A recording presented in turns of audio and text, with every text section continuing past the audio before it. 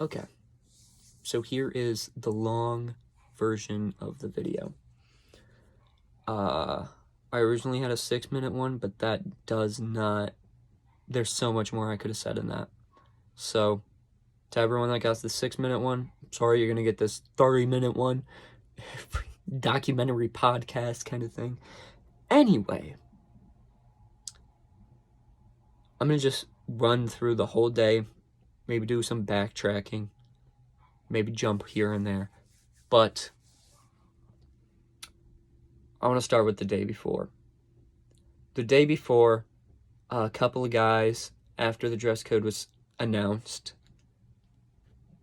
they wanted to wear skirts to test it, because the dress code it looked like it was mostly against women, and that's innately sexist. So after we make this decision, I wanted to be dress coded. I wanted my outfit to be like that. If I'm with a cooler kind of teacher, they would be like, okay, I understand why you're doing this, and I like it, and then not dress code me. But if I meet a teacher that I don't know at all, which I'm a senior, I know pretty much everyone, if I see a teacher that I don't really know, or a teacher that is like strict on the dress code, kind of something like that, that I would get hit with a code. And that didn't happen. That didn't happen in terms of teachers. So let me now run through the day and why I kind of feel like it was a success. It was a success. So Will and I, he picks me up, we get breakfast, we do all this, we have our little photo shoot, stuff like that. Just the normal things. But we also go in late for first hour. Or straight up miss first hour. Because I know my first hour, and if I were to walk in and what I had, they would make it a distraction. So I opted not to do that, and there were other reasons, but that's the big one. So we come in at the turn of first hour to second hour, and immediately eyes are on us, and it's mostly because the people who organized it, being girls and guys who organized it, went in for photos, went in to group in, and immediately kind of made it a distraction. But only in the hall, which is not bad, because there should be distractions in the hall. Not of the sexual manner, but like distractions, like big groups and stuff. That's high school. So, first distraction. And it was not much. And we get through that. And this is where one big trouble spot happened. The trouble spot was Miss Howard. She was asking, what's her name? And I deliberately didn't want to spill my name, because I didn't want it to immediately be busted. I wanted to go through at least half of the day not coded. So we don't get dress coded there, because Miss Howard says I would have dress coded them if they were girls. And while that does sound bad, the explanation behind it, which I will get to when I get to the talk with Mr. Swanson, will, in my eyes, completely unincriminate her. So now it's on to second hour. And admittedly, the beginning, a guy walks in with a skirt. Of course, it's like a little bit of distraction because you've never seen it before. But after that initial distraction, nothing else. like little poking comments, but nothing that hinders the learning environment. So, second hour's done. On to third hour. And this was our, like, ethnic studies class. But there was also some gender talking in it. So, we obviously have a dress code conversation on it. And that conversation went well. I would say that it went well. And while I'm not going to disclose everything that was said, because honestly, so much happened today that, like, that little conversation doesn't compare to what's going on now. Lunch. Starting with lunch goes by normal. Miss Burton wasn't there. She didn't see it, so she didn't dress code. Mr. Swanson saw, but he wasn't immediately against. And nor was he against at the end either. But at the end of lunch, Will and I, and maybe it's a timing thing, but maybe it's like we led the pack walking back to class. Like, literally everyone was behind us. There was no one in front of us. And everyone behind us was talking, looking, taking pictures, stuff like that. And it made me a little uncomfortable being seen that way. And that way my eyes are kind of opened up to a woman's plight, that they're seen that way. Maybe not as explicitly as Will and I were seen, because there were many people just taking pictures and clearly looking and clearly talking about us, and no one decided to walk ahead of us.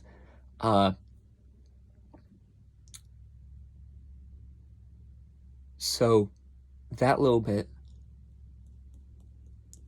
that made me, like, feel objectified in some kind of way.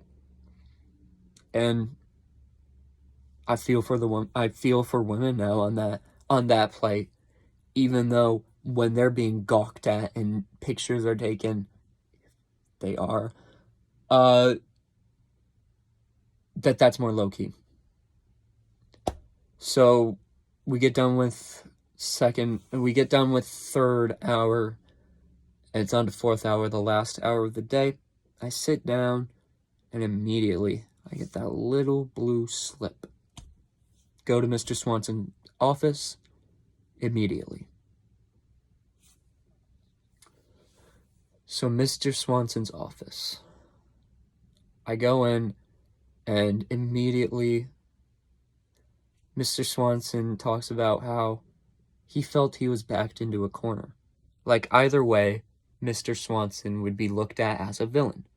On one side is the I dress code you, everyone thinks it's sexist because you're just wearing a skirt.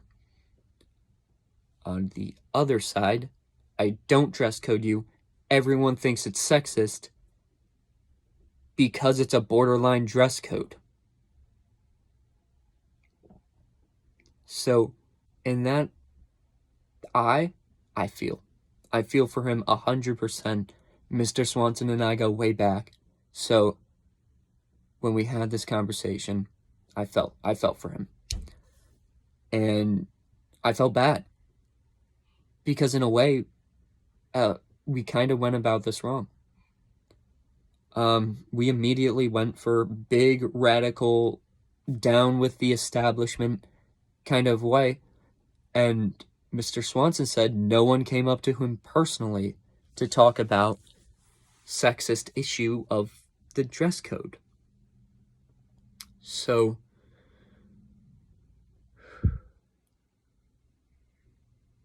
I honestly think, in hindsight, we should have had a little week of some people try to get a hold of Mr. Swanson, Miss Kendall, Dr. Kendall, every high power in the school. So, and then if answers aren't, if it's just swept under the rug, geez, I can't speak, if it gets swept under the rug, then we go for the radical guys wear dress codeable things. Guys wear skirts. Guys become this distraction. So, itchy face. So, yeah. There's so much more. I should say, because I don't think I have, I wanted to be dress coded. I wanted my outfit to be that borderline dress code outfit. I knew that it was at 6 inches, so I knew that it would be like a risque thing, but when I get hit with a code check, I would pass. But I also had that button down, a button too much, pretty much.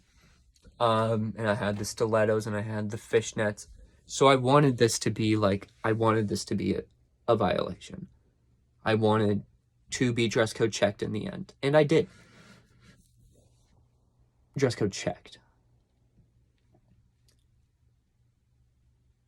So, also in the conversation with Mr. Swanson, and I can't remember if I said this at the beginning about Miss Howard, so I'm just going to reiterate. Miss Howard said I would dress code those guys if they were girls. And that immediately, red flag, sexist dress code, read all about it. Just because it's a guy, it's not a thing, Shout out to the Newsies. But that's not the case.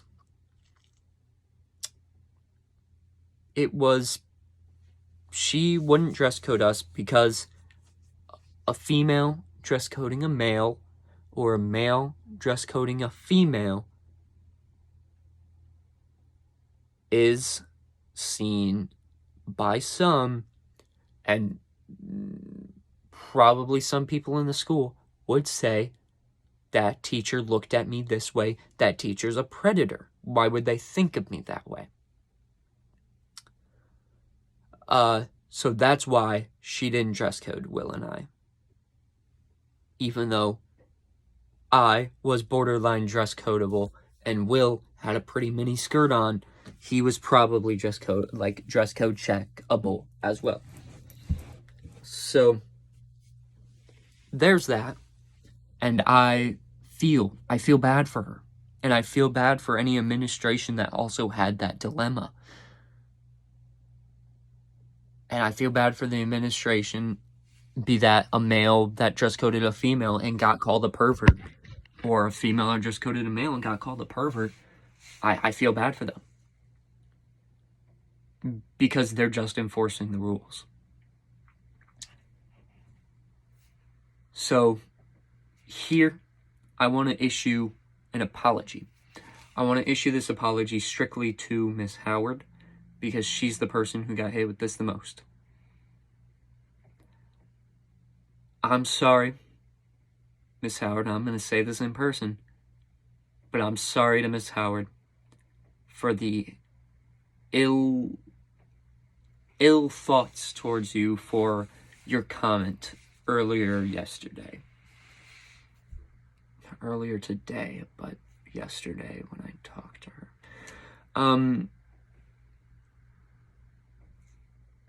And I'm sorry that through the grapevine, your words got misconstrued. And I want everyone else who had these thoughts towards Miss Howard to apologize. Maybe not strictly to her face, but like in your hearts, apologize to her and forgive her for this, because we wrongly judged her because we got the story wrong. So there. I would say that's it, but it's a still ongoing issue. We're going to have people, and this is where the big success comes in. We have student council and people who are adamantly feeling that this dress code is sexist, or the enforcement of the dress code is sexist. We have these people talking with the administration. So we did it. We jump-started the conversation. While we could have had a conversation calmly and without big blogs, we still jump-started the conversation, and now we're having it. Let's go. That's a success. And now, to the people who want to do what I did, since I know females tomorrow are going to borderline wear dress code outfits. Don't do it. The conversation started. If you do it, that's just fuel to the fire. Fuel to a negative fire, since now a civil conversation is starting. If you do want to wear a skirt tomorrow, make sure it's within the dress code. Even if you think the dress code is sexist, because there is change on the horizon.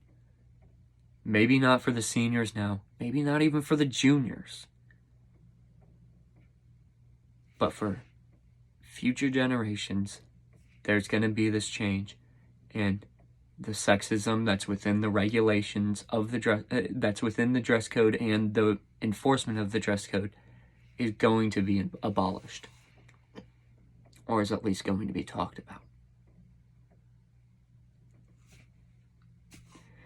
Thank you for your time, and thank you for making me the spokesperson of this cause. I am no way the brains of this. I am literally just the cannon.